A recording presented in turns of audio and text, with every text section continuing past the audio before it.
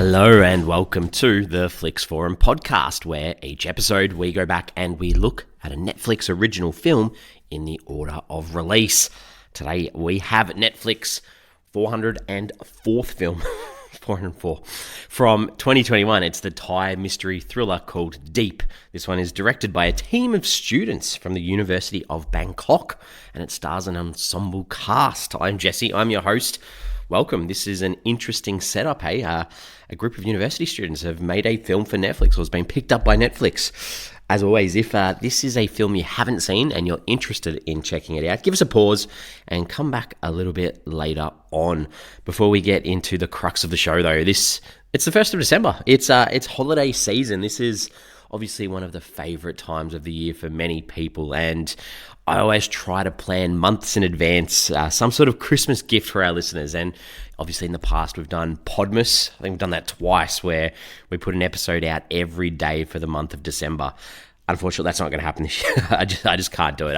Last year, I did the 12 Days of Christmas, where I put an episode out every day for the 12 days of Christmas. This year, I've got to tone it back down a little bit. I've got to try and stay sane. So instead of one episode a week, we'll have two. There you go. There's a little bonus for you. So instead of just an episode every Monday, we'll have one out every Monday and hopefully Thursday in the lead up to Christmas. I promise to do a little bit better next year and see if I can catch up a little bit in this Netflix journey, because obviously if you're following along, we are in 2021.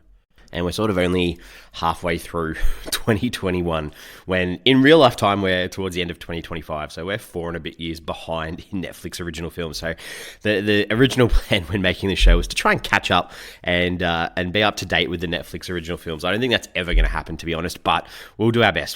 So thanks for joining us today. Hopefully that's some good news. Let's get back into this film called Deep from Thailand. So we start with the Fast Flicks, where we do a quick little summary of what the film's all about. So this one's about a group of teens or students who join an experiment to stay awake to earn money, and if they fall asleep, they die. There you go. That's the gist of this film. This international film, there's very little online about how it was put together or how it ended up on Netflix. It did film from July 15th, 2020 to the 2nd of September 2020. And the title of the film, I guess, Deep. Deep refers to this experiment where people go deep to try and stay awake. And in Thailand, or in Thai, it was known as Project Lap Pen Thai, or Secret Project Sleep Be Die. There we go. That adds a lot to it. In Spanish, it's called Deadly Dream. That makes sense. In French, it's called Eternal Sleep. Not quite. In Japanese, it's called Deep, Awakening Dream. Russian, it's called Pool, like the swimming pool. Interesting. And in Chinese, it's called Sleep Experiment. So a couple of different takes on the title of Deep. This did hit Netflix on the 16th of July, 2021. It was filmed in Bangkok in Thailand.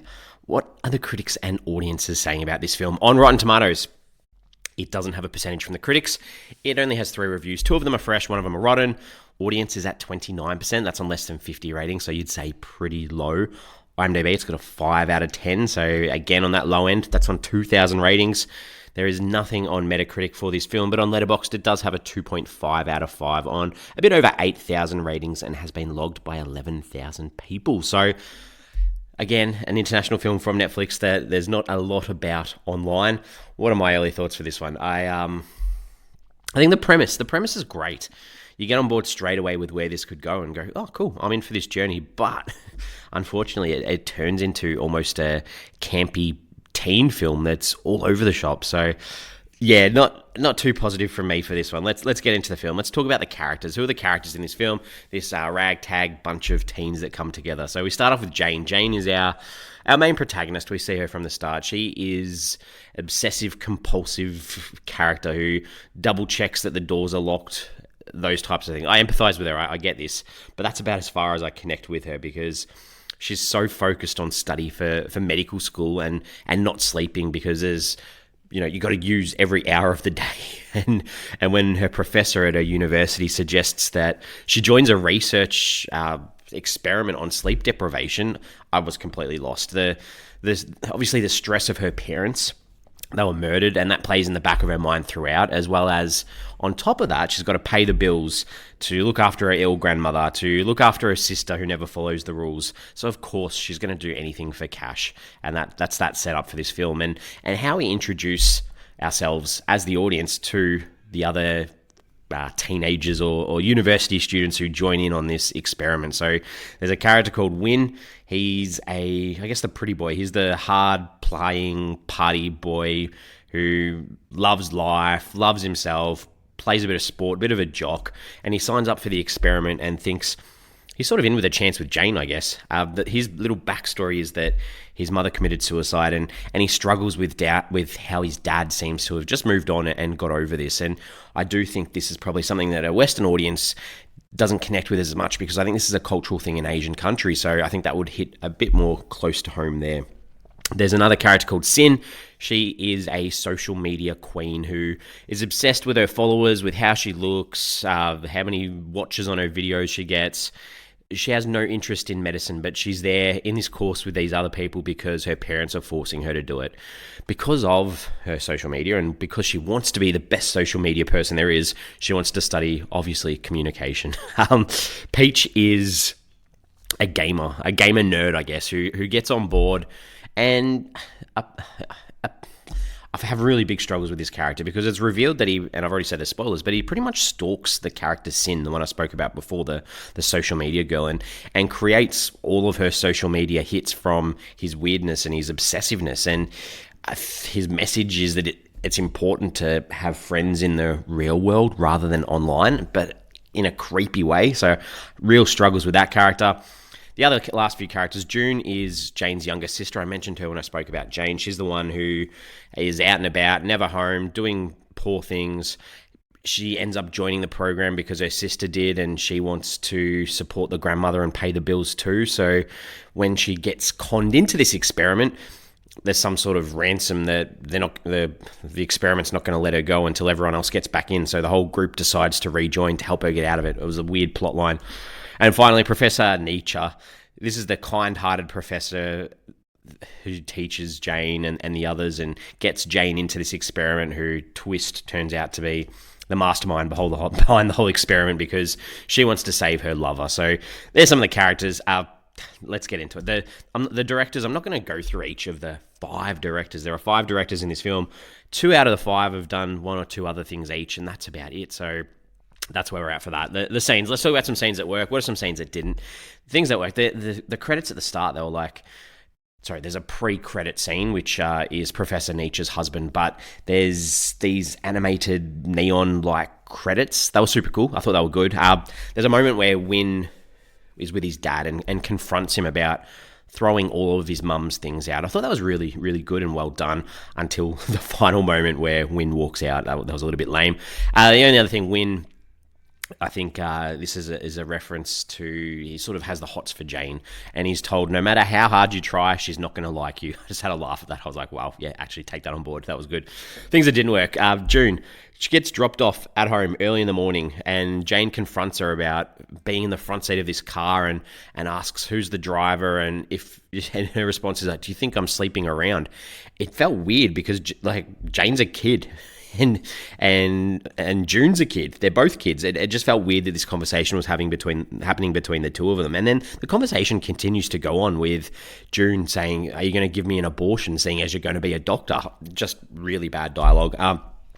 When the group start to earn some money from doing this experiment, Sin says she wants to get a boob job with her money. Like, please, come on. There's more creative things you do.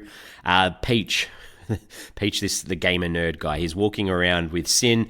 He's obviously we don't know at this stage of the film, you don't know that he's been stalking her, but there was a line about, "Oh, I don't have COVID-19, I swear." I don't know, just bad dialogue. There's this prolonged scene with Jane being angry with June for using her hairbrush. They're sitting in the bedroom together and she's playing her guitar, and the lead up to this and the idea that there's going to be a big snap, it was so long and so prolonged and not needed. There's this big party at the pool that Win decides to host or put together because he thinks that this will elevate their levels to hit the level 100 that they need to do if they stay up all night and party and have a great time. It was just this C-grade rubbish teen film sort of stuff that didn't add anything to the film. Wynn asks Jane to go to an Ed Sheeran concert. Laughable. The whole team, they reunite. This is to save the sister at the end. They reunite at the lab to do this deep one last time. And there's this big staircase climb, and then there's like action music, I think it said in the subtitles. And then they say, let's go deep one more time before I change my mind. It was just lame. And then again, the crew, the team, they end up in this lab for stage 3. The professor's overseeing this. At this stage, you don't know that the professor is the one behind it all. She says, cool, this is my dad's old lab. You're welcome to stay here to look after yourselves. She gives them their phone number and says, call me if you need anything, if you're in trouble. You get day-by-day flashes of what's going on. They're really struggling. They get to day 6 and they haven't called her. It just made it so obvious that something was up. And even the professor, if you wanted to show that this professor cares about them, even if the professor doesn't care about them and just wants to observe them, check in on them. Like, what is going on? The whole big brother thing from this professor then too, it was laughable. And when it's revealed, there's lightning and thunder and rain to make it be more scary. It's like this is all added in, so it looks like it's all happening inside. That was so bad. And they finished off the film that no one got paid for level 3. I was just like, oh, how sad. Anyway, the themes, the ideas of this film, it's playing on the idea of sleep deprivation and the impact that it can have on the mind. That's super clear. The importance of sleep, again, plays off that too. The sadness of losing someone you love, whether that's the professor, whether that's Wynn and his dad. Then also the pressures of being a medical student. I think most of them are pretty relaxed, apart from Jane, who obviously wants to do her best and works pretty hard. And friendship. Even if these friendships are forced and weird in the film, the power of working together is obviously a highlight of this film. What else did I take away from the film? This happens throughout the film. They do, and I understand they're university students, but they do this point of view blurred vision when the characters were getting tired. And it was just used so much that it became uninteresting. And I've got to critique that and say that as well. Some other thoughts, some pondering, some questions, some ideas. The Germans. So the professor hires a German guy to be an actor in this lab. I just couldn't help think that there had to be something behind this being a German bad guy. Is this because of the amount of Germans and Europeans that come to Thailand as tourists and probably act pretty grossly? I just had to think that was possibly some sort of underlying message in there. There's obviously that question throughout the film about what lengths would you go to for money, and the idea that money can blind people, and the greed and the need of self-worth is there as well. And I've got to, like I said this before, but that Peach guy, what a creep. No matter what, and I don't care if you're trying to push the idea of friendship in this film, these other characters should not associate with him anymore. After it's revealed, he's got this huge bedroom with computer screens, with all of the social media accounts of Sin. He's got photos of her all across the wall. You've got to cut that guy. Jane, obviously, she suffers from insomnia, and she gets up to go to the market at 3 a.m. at some stage. I'm guessing this is normal to have these trading hours, and in Thailand, a market's probably like a supermarket or something like that. But that felt weird. June is younger than Jane. We get that, and is getting home in all hours of the morning. At all hours of the morning, and there's one stage when Jane is getting ready for school, to leave for school when June gets home. Like, this is a 15-year-old. What on earth is happening that she needs to be out at this time of the day? I don't know. It just felt weird.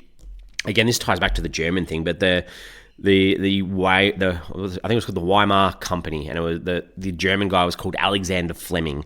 I understand he's German, so English isn't his first language, and I think he hammed this up like he was on Broadway.